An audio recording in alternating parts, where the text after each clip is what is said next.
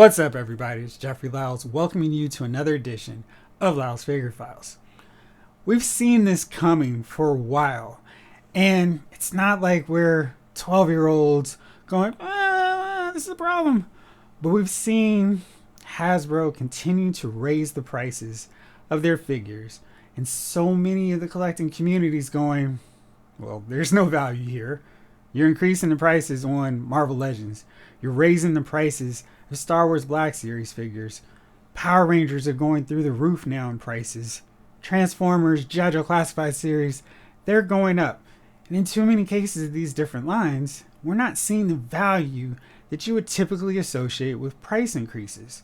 Mattel's done a pretty good job of it with their various lines.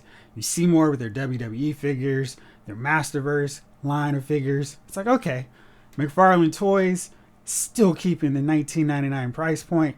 Granted, they're not loaded with accessories, but they're still holding true at the $19.99 price point despite being 7-inch figures and not the standard 6-inch.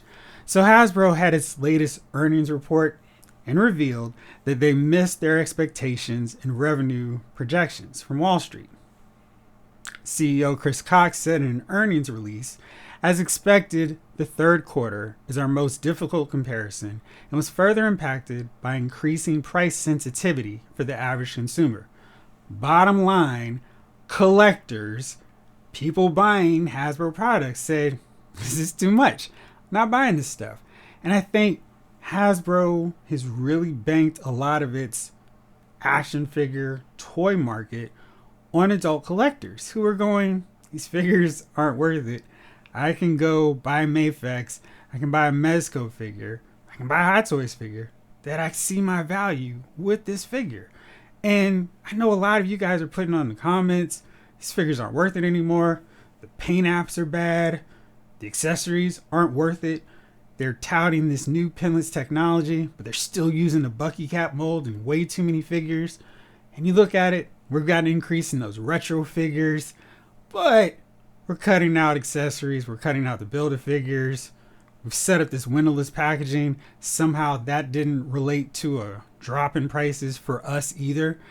And I think there's actually been enough of the collectors out there going, we're not having it, that it's affected Hasbro's bottom line. And I think that is really interesting. I know for so often we kind of feel like you hear the saying, vote with your dollar, vote with your wallet. And I think Hasbro actually felt the brunt of that with this quarter because so many collectors are like, I'm not paying $25 for a Thor Love and Thunder figure when a year ago I could have gotten it for $19.99, especially since I didn't really love that movie in the first place. And I think you take that in effect with so many of the MCU offerings for this year. Marvel Legends was really heavy for the first part of the year with MCU product, not as much comic book stuff. So it was kind of this rough deal for them where they got hammered pretty hard banking on the movie stuff the collectors didn't want, especially at that $25 price point. So then Chris Cox also went on to say that promotions have become increasingly important in driving product sales.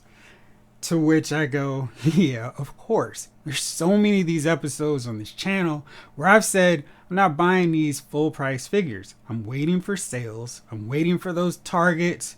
Spend $50, get $10 off. Spend $100, get $25 off sales.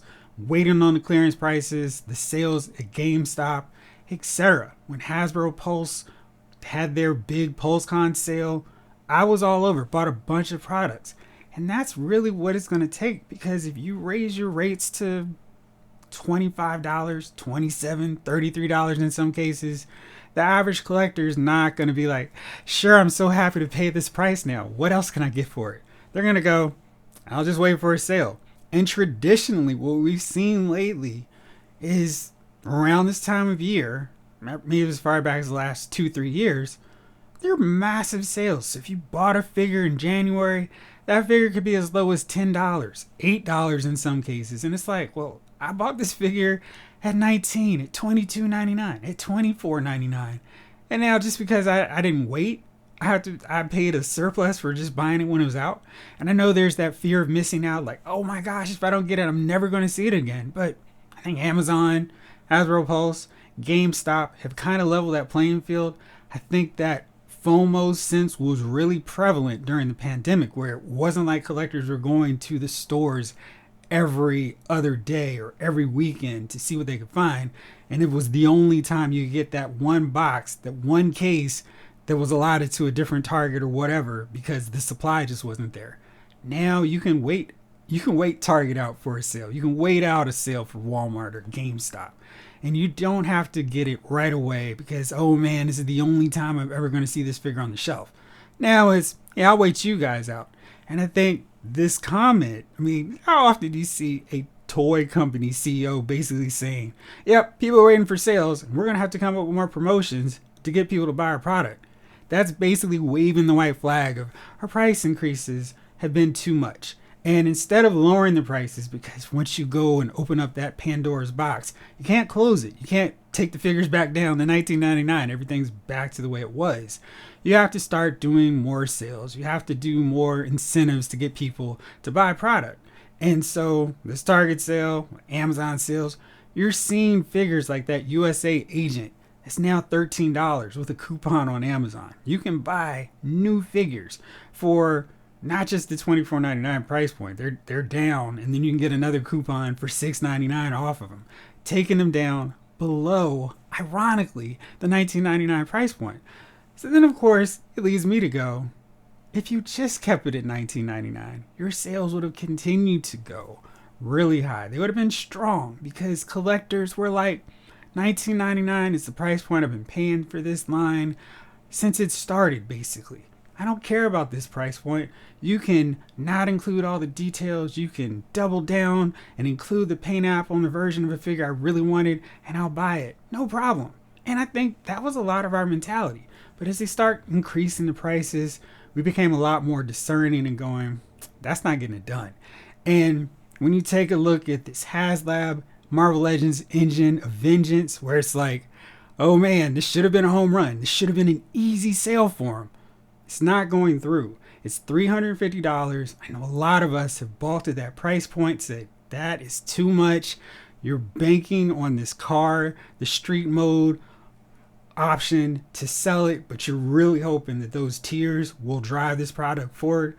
And $350, it just didn't work. The tiers didn't move the needle. It's at the point now where it's under $5,100. I expect by the end of the weekend, it's actually going to be under 5,000 backers. That's crazy. This HasLab ends October 31st, so they're going to get a trick, not a treat, because it's not going to get funded. Meanwhile, Mattel has its Eternia crowdfund project. It's $550, and it funded its 5,000 backers. No problem. Got the early bird incentive figure, King Grayskull. No issues, no problem. It's still surging. This final figure and that incentive is 10,000 backers. I don't see why it's going to have any problem whatsoever buying it. And it's kind of like, how is Mattel so in tune with their collector base when Hasbro, when it has these killer lines, its killer brands, G.I. Joe, Transformers, Star Wars, Marvel Legends, they're struggling to make sense of what to do to attract the customers to get them to buy stuff. And now it's, we're going to have to go with a lot of sales because that's the only way we're going to get people to buy our figures. So I think this is really crazy. And the shares, that big carrot for all these guys, they closed down nearly 3% on Tuesday after hitting a new 52-week low, which is kind of ironic because 52 is what I associate with DC, not Marvel. But it's wild seeing how this is playing out. McFarlane Toys sticking at $19.99 price point. They're doing just fine. Their figures are revealed, come out, sell out in stores pretty fast. They're constantly selling through. There's not a log jam of figures on the pegs. Marvel Legends, you see the case pack outs, Blue Marvel, Speedball, US Agent, Thor, the new Iron Man, just hanging there because collectors are like, yep, I'm going to wait for a sale to buy these figures. And they just sit and languish on the pegs until Target relieves our wallets and says, here's a new sale. So it'll be really interesting to see how the next few weeks, next month or two with Black Friday, as we get closer to Christmas and assorted other holidays, how many sales we see from Hasbro. We see another big sale on Pulse, on Hasbro Pulse, to further incentivize collectors to buy stuff. And what this means going forward for the next HasLab projects, because they're going to have to be off the wall major hits because this HasLab with Ghost Riders Engine of Vengeance didn't get it done. They're going to have to start going for immediate home runs like Galactus, like Sentinel. By the way, my Galactus is shipping. Should be here on Fridays. I'm really excited about that. And for a lot of you, I guess you're probably getting it right now or they're en route to you. I can't wait. My birthday's next week, so I'm going to have Galactus before then. But yeah, it's a really interesting time to be a fan of Hasbro brands. And I think this is actually going to eventually work out better for all of us as they realize these price points are too high. We're going to have to do a lot more sales. So let me know what you think about this. Are you happy with this news that the high up of Hasbro realized the prices weren't getting it done? We have to do something else. Are you hopeful this will make things a little bit better for you? Do you think with this news of more sales, will this encourage you to buy more figures down the road? So as always, thank you so much for watching. This episode of Laos Figure Files has been filed.